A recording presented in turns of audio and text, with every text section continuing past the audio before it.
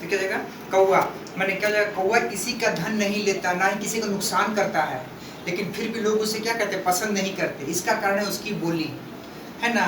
जैसे जबकि कोयल किसी को कुछ देता नहीं है ना, धन नहीं दे देती है, फिर भी लोग उसे क्या होता है पसंद करते हैं, क्योंकि उसकी क्या होता है, उसकी बोली क्या होती है, मधुर होती है। और कौवा की बोली क्या होती है, कर्कश होती, कड़वा होती है ना।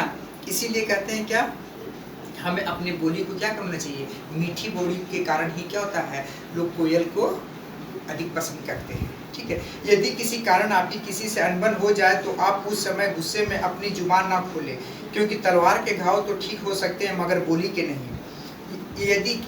यदि किसी कारण आपकी किसी से अनबन हो जाए, है ना, तो आपको गुस्से में अपनी जुबान ना खोलें, क्योंकि गुस्से में आदमी कुछ भी बोल देता है, ना आप सुना कुछ भी वो बोल देता है। ठीक है, क्योंकि तलवार के घाव तो ठीक हो सकते हैं मगर बोली के नहीं, क्योंकि तलवार के घाव से क्या होता है, एक प्राकृतिक मतलब क्या होता है, एक प्राकृतिक रूप में वो आ जाता है, दर्द भी नहीं होता। लेकिन जो बोली का जो घाव होता है वो क्या होता है, जिंदगी भर वो क्या होता है, उसे चुभता रहता है।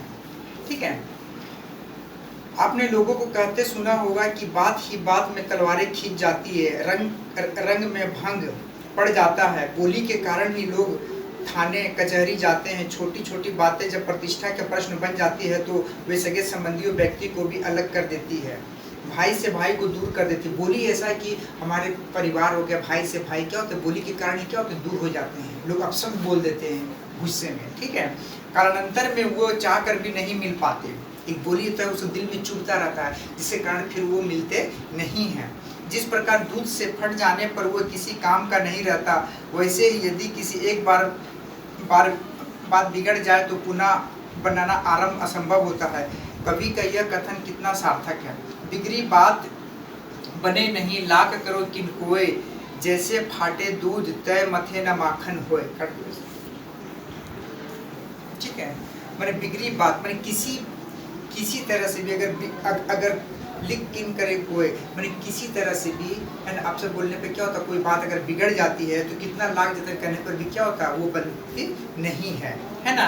जैसे दूध के फट जाने पर क्या, जितना भी मथने से उसमें मक्खन नहीं आता, नहीं बनता, है ना। यदि आपकी बोली कठोर है, कर्कश है, तीखी है तो उसे मीठा बनाइए। अगर आपकी बोली में कड़वाहट है ना, कर्कश है, तीखी है तो उसे क्या बनाइए, उसे मीठा बनाइए। मीठा बोलने का प्रयोग कीजिए, धीरे बोलिए, अच्छे से बोलिए, किसी को अच्छा लगे, नहीं तो आपके आगे बढ़ने का सपना ही रह जाएगा। क्योंकि लोग के पास हम जाते हैं, कुछ अगर बोलते हैं तो क्या होता है, अच्छा लगता है तो वो आपका नहीं भी काम करने के चाहे तो वो आपको मैंने कोई भी काम को कार्य को कर देते हैं, है ना।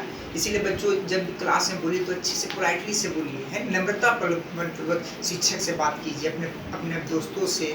ठीक है, बोली वो भाषा ही व्यक्ति के व्यक्तित्व को प्रकट करती है। बोली और भाषा के द्वारा ही क्या होता है, लोगों का व्यक्तित्व को प्रकट करती है। हमें कब कहाँ किससे कैसे वो क्या बोलना चाहिए, इस विषय में कवि ने सही कहा, बोली एक अनमोल है जो कोई बोले जानी, ये तराजू तौल के तब मुख से बाहर आनी। माने बोली एक अनमोल वस्तु है, वाकई में बोली एक बहुत ही अनमोल वस्तु है जो बोले जानी, है ना, जो बोलने से पहले हमें अपने हृदय रूपी दिल के तराजू में तौल कर हमें क्या बोलना चाहिए, बोलना चाहिए। मैंने आगे सोच समझ कर हमें इससे हम क्या बोल रहे हैं उस तरह से बोलना चाहिए। ठीक है, हमेशा मीठे व मधुर वचनों का प्रयोग करना चाहिए ताकि दूसरों को सुनकर शीतलता व आनंद का अनुभव हो। हमेशा मीठे व मधुर वचनों का प्रयोग करना चाहिए ताकि दूसरों को सुनकर शीतलता व आनंद का